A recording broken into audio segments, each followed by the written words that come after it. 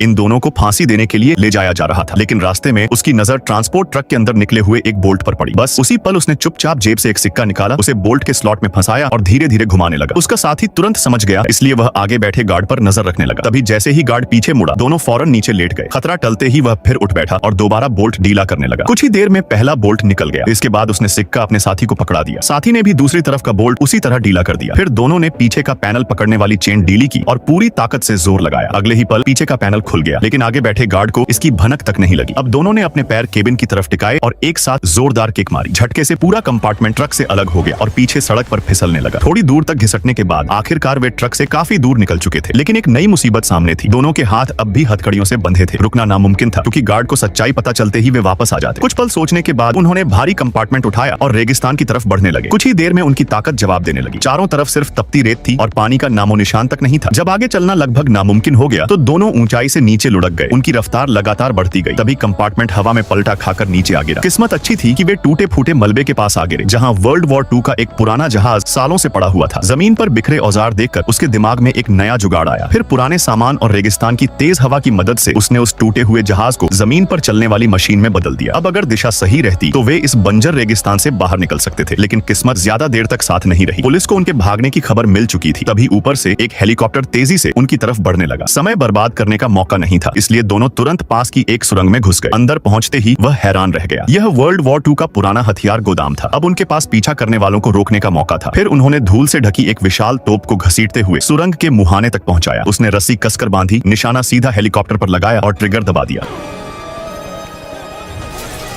गोला सीधा हेलीकॉप्टर से टकराया, लेकिन कुछ भी नहीं हुआ। ऊपर बैठे पायलट के चेहरे पर भरोसे भरी मुस्कान थी और अगले ही पल